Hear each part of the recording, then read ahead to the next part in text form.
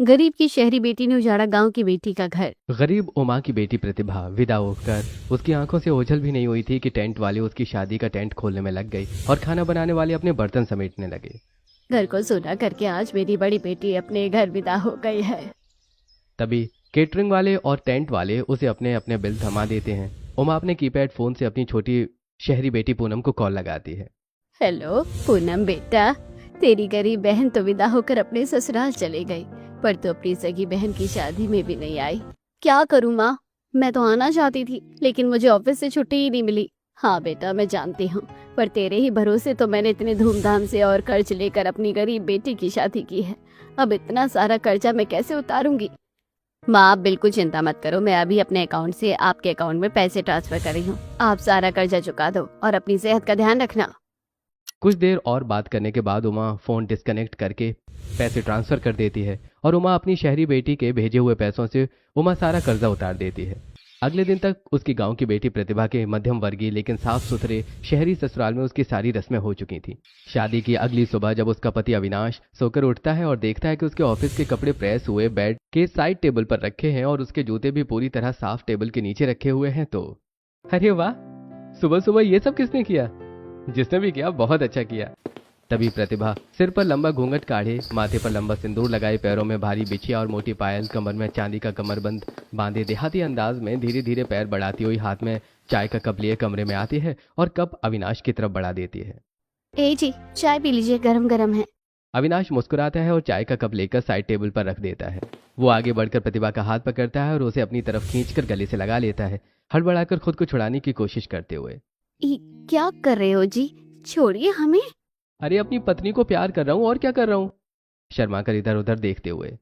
छोड़िए भी, कोई आ जाएगा तो क्या सोचेगा, देख लेगा कोई। तो देखने दो ना, हम दोनों पति पत्नी हैं, कोई गैर थोड़े हैं जो डरे।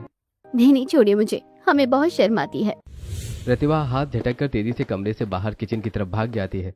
अविनाश मुस्कुराते हुए उसे देखता रह जाता है। प्रतिभा के चाल चलन, बात करने के तरीके और पहनावे में उसकी गांव के होने की झलक दिखती थी, लेकिन वो एक आदर्श संस्कारी बहू की तरह पूरे घर का ख्याल रखती, घर को चमका कर रखती, सास ससुर की सेवा करती और अपने पति का सम्मान करती। लेकिन उसके पति को उससे कुछ और भी उम्मीद थी। अविनाश हॉल में या कमरे में उसका हाथ पकड़ने की कोशिश करता तो प्रतिभा तुरंत उसका हाथ झटक देती। छोड़िए जी, कोई देख लेगा, ये सब काम बेडरूम में शोभा देते हैं या नहीं। पर जब रात को अविनाश बेडरूम में जाता है तो प्रतिभा दिन भर के काम से इतनी थकी होती है कि बेड पर जाते ही सो जाती है। क्या हुआ प्रतिभा, उठो ना। अविनाश उसे चाहे जितना उठाने की कोशिश करता उसकी आंख ही नहीं खुलती। बहुत थक गए हैं जी, दिन भर काम करके बदन टूट रहा है, हमें नींद आ रही है। वो करवट लेकर सो जाती है और अविनाश गहरी सांस लेकर रह जाता है। गांव की बेटी है, नई नई शहर में आई है, धीरे धीरे शहर के माहौल में खुल जाएगी। लेकिन प्रतिभा में कोई बदलाव नहीं आ रहा था। फिर एक शाम ऑफिस से घर आकर अविनाश उसे अपने साथ घुमाने चौपाटी ले जाता है। वहां भी वो उसके साथ देहाती रूप में ही जाती है। प्रतिभा का ध्यान चमचमाती लाइट्स और हाथों में हाथ डालकर घूम रहे मॉडर्न कपल्स पर था, लेकिन अविनाश का ध्यान उसके पहनावे पर। कम से कम आज तो स्टाइलिश साड़ी पहन लेती प्रतिभा। नहीं जी, हमें ऐसे ही बनकर रहना अच्छा लगता है। चौपाटी में कुछ दूर पैदल ही साथ चलने के बाद अविनाश उसका हाथ पकड़ने की कोशिश करता है, लेकिन प्रतिभा तुरंत अपना हाथ खींच लेती है। अब क्या हुआ प्रतिभा, तुम बार बार हाथ क्यों झटक देती हो? क्या करे हो जी, इतने सारे लोगों के बीच कोई देख लेगा तो तू करेगा। अरे तो देखने दो, मैं अपनी लीगल वाइफ का हाथ पकड़ रहा हूँ, इसमें शर्म कैसी? देखो आसपास सब कपल्स कैसे साथ चल रहे हैं। अविनाश वहां हाथ पकड़कर घूम रहे कपल्स की तरफ इशारा करता है। नहीं, हमारे गांव में ऐसा नहीं होता, मुझे बहुत लाज आती है। प्रतिभा को समझाते हुए वो उसे रेस्टोरेंट के अंदर ले जाता है। वो दोनों एक टेबल पर बैठते हैं। अविनाश तुरंत एक आइसक्रीम ऑर्डर करता है। कुछ ही देर में वेटर आइसक्रीम लेकर आता है। अविनाश चम्मच से प्रतिभा को आइसक्रीम खिलाने की कोशिश करता है। अरे ये क्या कर रहे हो, लोग देख रहे हैं हमें। प्रतिभा अविनाश का हाथ पकड़ लेती है। यहाँ पर हर कोई अपनी लाइफ में बिजी है प्रतिभा, किसी को किसी की परवाह नहीं है। नहीं, आप इसे पैक करवा कर घर ले चलिए, हम घर में खा लेंगे। आखिर तुम्हारी प्रॉब्लम क्या है? इतने दिनों से देख रहा हूँ, ना मैं तुम्हारा हाथ पकड़ सकता हूँ, ना तुम्हें प्यार कर सकता हूँ। जब भी करीब आता हूँ तुम बहाने लगाने लगती हो। थोड़ा धीरे बोलिए, लोग हमारी बातें सुन रहे हैं। अविनाश गुस्से में उठ जाता है और दोनों बिना कुछ खाए ही चुपचाप घर लौट जाते हैं। अविनाश के समझाने का प्रतिभा पर कुछ असर नहीं हो रहा था, जिस वजह से दोनों पति पत्नी के बीच तनाव बढ़ने लगा था, जो प्रतिभा के सास ससुर नोटिस कर रहे थे। एक दिन जब अविनाश ऑफिस से वापस आता है तो प्रतिभा की सास गायत्री उसे हॉल में ही रोकती है और क्या हुआ बेटा, तुम दोनों के बीच सब ठीक तो है ना? मैं देख रही हूँ कि तुम दोनों ढंग से बात भी नहीं कर रहे हो। अरे क्या खाक ठीक है माँ, मैं इसे अकेले में बात नहीं कर सकता, इसका हाथ नहीं पकड़ सकता, इसके साथ ढंग से बैठ नहीं सकता। इसे मेरी फीलिंग्स की नहीं बल्कि दुनिया के लोगों की परवाह है। बेटा देख, तेरी पत्नी गांव की है, उसे शहरी माहौल में ढलने में थोड़ा वक्त लगेगा। उसे थोड़ा समय दे, वो सब सीख जाएगी। अविनाश के आने की आहट पाकर उसके किचन में पानी लेने गई प्रतिभा उनकी बातें सुन लेती है और भागकर अपने कमरे में जाकर अपनी माँ उमा को फोन लगाती है और रोने लगती है। क्या हुआ बेटा, सब ठीक तो है ना? कुछ ठीक नहीं है माँ, उन्होंने मुझ पर बहुत गुस्सा किया। प्रतिभा उमा को रेस्टोरेंट वाली पूरी बात बताती है और आज हॉल में उसके पति और सास के बीच में जो बातें हुई वो भी। देख बेटा, वो तुम्हारा पति है, तुम्हें उनके रंग में ढलना होगा, उन्हें प्यार देना होगा। वो गलत नहीं कह रहा, तुम गांव में रही हो ना, इसलिए तुमको थोड़ा अजीब लगता है। हाँ माँ, मुझे बहुत शर्म आती है। ठीक है, थोड़ा टाइम ले, पर जैसा तेरा पति बोले वैसा करने की कोशिश करना। प्रतिभा को समझाकर उमा फोन रख देती है। ऐसे 1-2 दिन बीत जाते हैं। फिर तीसरे दिन अविनाश जब ऑफिस से लौट कर आता है तो कमरे में प्रतिभा को एक बैग देता है। ये क्या है? अरे खोल कर तो देखो। प्रतिभा बैग खोलती है तो उसमें एक मॉडर्न नाइट ड्रेस होती है। इसे पहनकर बताओ तो जरा कैसी लगोगी। प्रतिभा नाइट ड्रेस फेंक देती है। राम राम, नहीं नहीं, मुझे बहुत शर्म आती है, मैं ये नहीं पहनूंगी। देखो, ये पहनकर तुम्हें सिर्फ कमरे में रहना है, बाहर नहीं जाना है। नहीं नहीं, मुझसे ये नहीं होगा। इतना बोलकर प्रतिभा कमरे से बाहर भाग जाती है। अगली सुबह जब अविनाश ऑफिस जाने के लिए रेडी हो रहा था तब प्रतिभा उसके लिए चाय लेकर आती है। अविनाश चाय का कप लेते हुए उसका पहनावा और बिना मेकअप का चेहरा देखता है। स्टाइलिश बनकर रहा करो प्रतिभा, थोड़ा मेकअप किया करो। मैंने गांव में कभी मेकअप नहीं किया, जैसी मैं गांव में रहती थी वैसी शहर में भी रहूंगी। मैं खुद को नहीं बदल सकती। चाय देकर प्रतिभा वहां से चली जाती है और ऑफिस के लिए रेडी होकर अविनाश ऑफिस निकल जाता है। ऑफिस पहुंचकर अविनाश हमेशा की तरह वहां लव बर्ड्स कलीग्स को एक दूसरे के साथ हंस हंस कर बातें करते हुए देखकर ख्यालों में खो जाता है। तभी उसका कलीग कम फ्रेंड शुभम उसके पास आता है। अरे अविनाश, अभी तो तुम्हारी नई नई शादी हुई है और तुम ऑफिस की लड़कियों को ताड़ रहे हो। हाँ, नई नई शादी भाई, इससे अच्छा होता कि मेरी शादी ही नहीं हुई होती। अरे क्यों, ऐसा क्या हो गया? अरे क्या बताऊं यार, बहुत बड़ी प्रॉब्लम है। मेरी कोई गर्लफ्रेंड नहीं थी तो मैंने सोचा कि शादी के बाद अपनी वाइफ के साथ वो सब करूंगा जो लोग गर्लफ्रेंड के साथ करते हैं, घूमूंगा, रोमांस करूंगा। पर मेरी वाइफ तो ऐसी निकली जिसे पत्नी होने का मतलब सिर्फ अच्छा खाना बनाना और चाय नाश्ता देना ही पता है, उसके अलावा कुछ नहीं। अरे तुम्हारी अरेंज मैरिज थी ना? अरे जाने दे यार उस बात को, अब जो है सो है। शुभम की बात टालकर अविनाश काम पर फोकस करने की कोशिश करता है। जैसे तैसे अविनाश ड्यूटी पूरी करके ऑफिस से थका हारा घर लौटता है और सीधे अपने बेडरूम में जाता है और बेड पर अपनी तरफ पीठ किए बैठी बेहद स्टाइलिश ड्रेस पहने लड़की को देखता है। वाओ, प्रतिभा ने खुद को बदल लिया। वो बेहद खुश हो जाता है और पीछे से जाकर उसे गले लगा लेता है।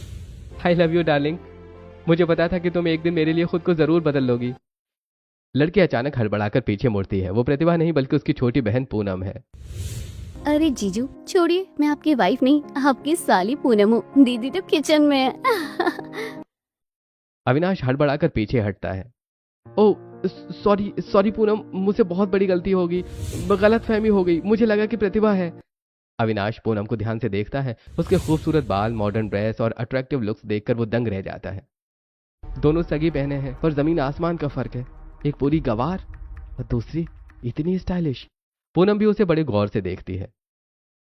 वाह, जीजू तो बड़े हैंडसम है और मैच्योर है। दीदी की किस्मत कितनी अच्छी है जो उन्हें ऐसा पति मिला। तो जीजू, मैं हूँ आपकी साली पूनम, जो शादी में नहीं आ पाई थी। शहर में जॉब करती हूँ ना, तो छुट्टी नहीं मिली थी। तब ये प्रतिभा किचन से चाय लेकर कमरे में आती है। अरे जी, आप आ गए। मिलिए, ये मेरी छोटी बहन पूनम है, शहर में नौकरी करती है। इसके बारे में बताया था ना आपको। पूनम को देखते हुए, हाँ शहर में रहती है इसीलिए इतनी स्टाइलिश और मॉडर्न है। क्या कहा जीजू आपने? हाँ नहीं नहीं नहीं कुछ नहीं। हड़बड़ाया अविनाश कमरे से बाहर निकल जाता है। उसी शाम पूरा परिवार पूनम के साथ डिनर करता है। डिनर करते हुए भी वो स्टाइलिश लुक में ही होती है और प्रतिभा अपने हमेशा वाले देहाती लुक में। उसकी नंद उन दोनों को साथ में देखती है। और वैसे ये दोनों हैं तो सगी बहनें, लेकिन दोनों को देखकर कोई कह नहीं सकता कि दोनों सगी बहनें हैं। दोनों में जमीन आसमान का अंतर है। हाँ रीना, दीदी गांव में रही है ना, इसलिए वो वैसी ही है, गांव की बेटी। और माँ ने मुझे पढ़ने के लिए शहर भेज दिया, इसलिए मुझ पर शहर का असर दिखता है। हाँ बिल्कुल, इंसान को माहौल के हिसाब से ढल जाना चाहिए, हमेशा एक जैसा लकीर का फकीर बनकर नहीं रहना चाहिए। अरे पूनम देखो, तुम्हारे जीजू मुझे ताना मार रहे हैं। अब तुम ही बताओ, मुझ में क्या कमी है? मैं जैसी हूँ वैसी ही क्यों नहीं रहूं? दीदी, जीजू सही कह रहे हैं, इंसान को वक्त के साथ बदलना चाहिए। नहीं तो वक्त इंसान को बदल देता है। प्रतिभा के ससुराल वाले खाना खाकर अपने अपने कमरे में चले जाते हैं और प्रतिभा झूठे बर्तन समेटने लगती है। दीदी, मेरी सोने और रहने की व्यवस्था कहाँ है? मुझे यहाँ कुछ दिन रुकना है। प्रतिभा बर्तन किचन में रखकर उसे गेस्ट रूम में ले जाती है और बेड व्यवस्थित करती है। तुम इसी गेस्ट रूम में रुकना। पूनम को गेस्ट रूम में रुकाकर प्रतिभा वहां से किचन में आकर बर्तन साफ करने लगती है। अगले दिन अविनाश ऑफिस से छुट्टी लेकर घर पर ही रुक जाता है और देखता है कि जब पड़ोसी घर पर आते हैं तो उसकी पत्नी प्रतिभा अपने देहाती लुक में घूंघट काढ़े उनके पैर छूती है और ठेठ देहाती लहजे में हाल चाल पूछती है। वहीं पूनम मॉडर्न तरीके से उनसे हाथ मिलाती है और सबसे मॉडर्न तरीके से बात करती है। पड़ोसियों के चले जाने के बाद अविनाश प्रतिभा को कमरे में ले जाता है। मैंने तुम्हें कितनी बार बोला है कि मेहमानों के सामने इस तरह गवारों की तरह मत पेश आया करो। थोड़ा शिष्टाचार सीख लो अपनी बहन से।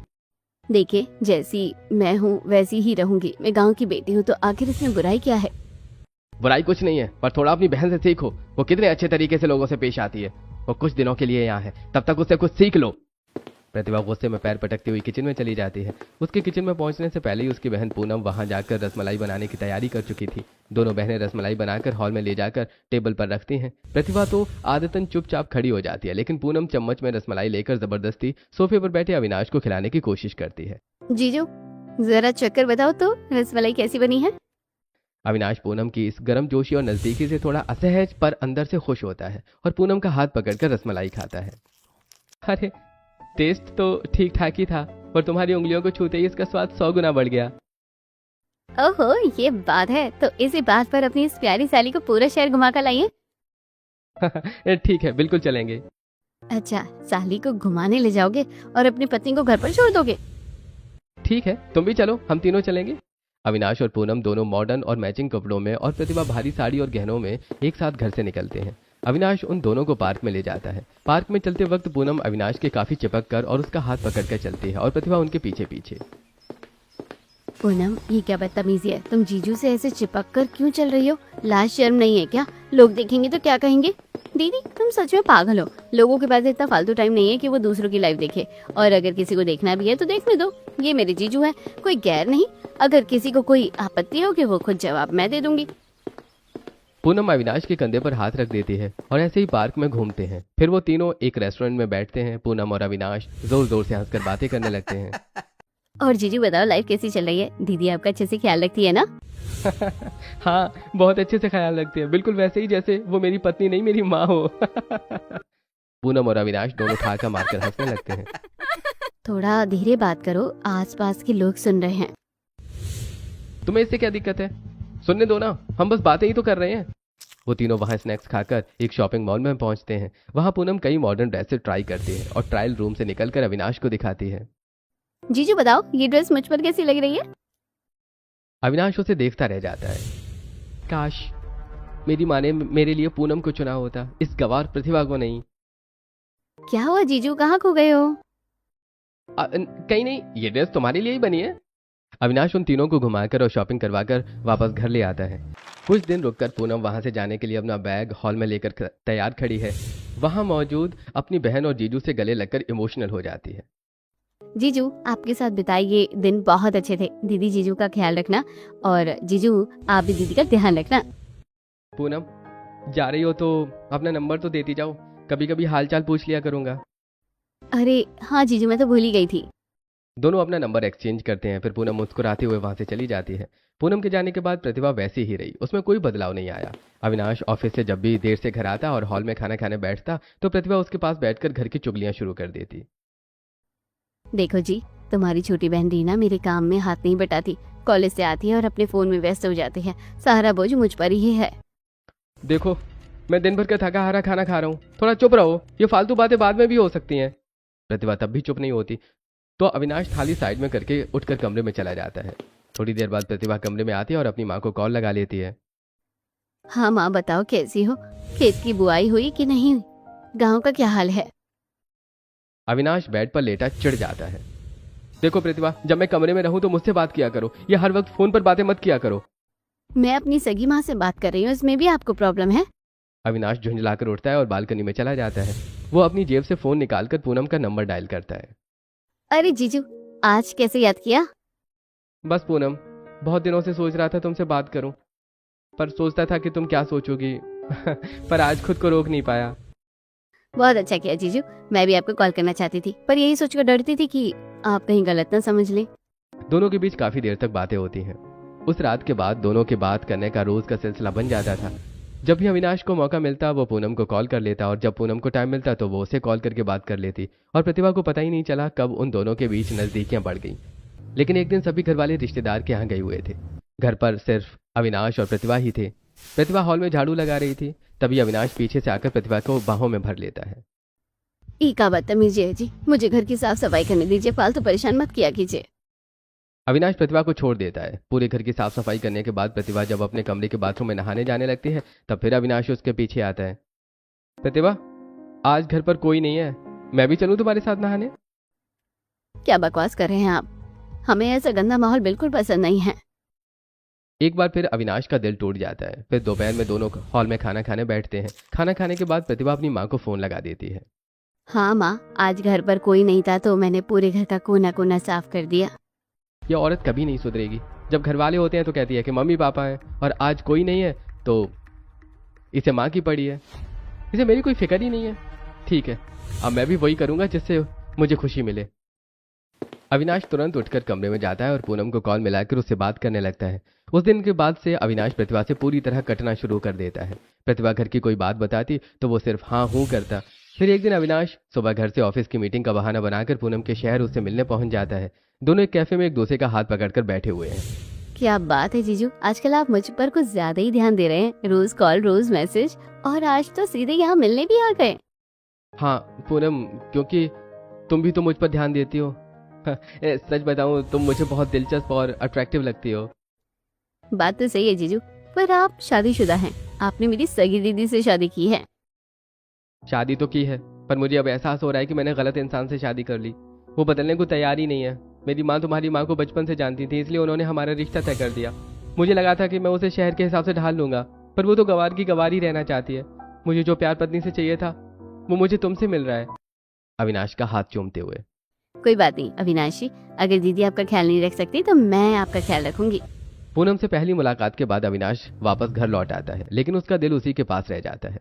अब प्रतिभा चाहे जैसे कपड़े पहनती, जिस भी तरीके से रहती या जैसे बात करती, अविनाश को उससे कुछ फर्क नहीं पड़ता और कुछ नहीं कहता, क्योंकि अब वो उस पर ध्यान ही नहीं देता था।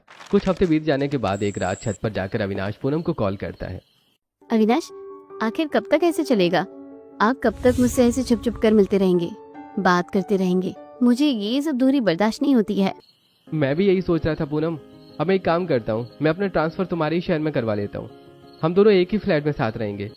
अगले कुछ ही दिनों में अपने प्लान के मुताबिक अविनाश पूनम के शहर में ट्रांसफर ले लेता है और ऑफिस से घर आकर अपने कमरे में अपना बैग पैक करने लगता है कि तभी वहाँ प्रतिभा आती है। और क्या हुआ जी, कहीं जा रहे हो क्या? हाँ, मेरा दूसरे शहर में ट्रांसफर हो गया है, मैं वहीं शिफ्ट हो रहा हूँ। पर आपने मुझे पहले क्यों नहीं बताया? बस अब बता दिया ना, मम्मी पापा को बताया है। अब मैं निकल रहा हूँ। अविनाश अपना बैग उठाता है और बिना मुड़े घर से निकल जाता है। अब प्रतिभा अविनाश को जब भी फोन लगाती है उसका फोन बिजी ही जाता, क्योंकि ऑफिस टाइम में भी वो पूनम से ही कॉल पर बात करता रहता। प्रतिभा पूनम को भी कॉल करती, लेकिन उसका कॉल भी बिजी रहता। अजीब बात है, दोनों का फोन एक ही समय पर बिजी आ रहा है। जरूरी ऑफिस के काम से बात कर रहे होंगे, और शायद पूनम वहां से बात कर रही होगी। ये सोच ही रही होती है कि तभी उसकी माँ उमा का फोन आ जाता है। माँ, आप अपनी पूनम से बात कर रही थी क्या? नहीं तो बेटी, बहुत दिन हो गए हैं, मेरी उससे कोई बात नहीं हुई। क्यों, क्या हुआ? कुछ नहीं माँ, बस उनका ट्रांसफर हो गया, वो दूसरे शहर चले गए हैं। मेरा यहाँ मन नहीं लग रहा है। कोई बात नहीं बेटा, दामाद जी को पहले वहाँ सेटल हो जाने दे, फिर तू भी वहाँ शिफ्ट हो जाना। प्रतिभा कई दिनों तक अविनाश से बात करने की कोशिश करती रही, पर वो उससे ठीक से बात नहीं करता। फिर एक शाम प्रतिभा पूनम को वीडियो कॉल करती है। पूनम गलती से वीडियो कॉल उठा लेती है। हेलो पूनम, कैसी है? तू क्या कर रही है? हाँ दीदी, मैं अच्छी हूँ, बस ऑफिस से घर आई हूँ। तभी प्रतिभा कमरे के पीछे के बैकग्राउंड में अविनाश का चेहरा शर्टलेस हालत में हल्का सा देखती है। हैं, ये क्या पूनम, तेरे पीछे वो जीजू थे क्या? नहीं नहीं दीदी, जीजू यहाँ कैसे हो सकते हैं? वो तो किसी दूसरे शहर में है ना। तुम्हारा वहम है, मैं फोन रखती हूँ, मुझे काम है। पूनम तुरंत फोन काट देती है। पूनम को तो कभी बताया ही नहीं था कि उसके जीजू का ट्रांसफर हो गया है और वो दूसरे शहर में है। फिर पूनम को कैसे पता चला? प्रतिभा के दिमाग से ये बात निकल ही नहीं रही थी। ऐसे ही कई दिन और गुजर जाते हैं। प्रतिभा बार बार कॉल करके अविनाश से बात करने की कोशिश करती, लेकिन वो उसे हर बार इग्नोर कर देता। फिर एक शाम ऑफिस से पूनम के साथ लौटकर जैसे ही अविनाश फ्लैट में पहुंचता है, प्रतिभा का कॉल आ जाता है। गुस्से में अविनाश कॉल रिसीव करता है और क्यों बार बार फोन करके परेशान करती हो प्रतिभा, मुझे काम है। तभी उसके पास खड़ी पूनम। अरे जान, आप किससे बात कर रहे हो? ये किसकी आवाज थी? कोई लड़की बोल रही थी आपके पीछे से? अब किसी की नहीं, तुम्हें गलत फहमी हुई है, रखो फोन। अविनाश हड़बड़ाकर फोन कट कर देता है। अपने कमरे में बिस्तर पर बैठी प्रतिभा फोन साइड में रखती है और उस दिन वीडियो कॉल में भी पूनम के घर उनका चेहरा दिखा, आज फोन पर पूनम की आवाज आई। दाल में कुछ काला है, पूरी दाल काली है। मुझे खुद जाकर सच्चाई का पता लगाना होगा। अगले दिन सुबह प्रतिभा बिना किसी को बताए पूनम के शहर उसके फ्लैट पर पहुंच जाती है। वो सीधे अंदर जाती है। ऑफिस जाने के लिए तैयार पूनम उसे अचानक सामने देखकर हड़बड़ा जाती है। दीदी, तुम यहाँ अचानक क्यों आई? बस ऐसे ही आ गई तुमसे मिलने। पर हमें देखकर तुम इतनी हड़बड़ा क्यों गई पूनम?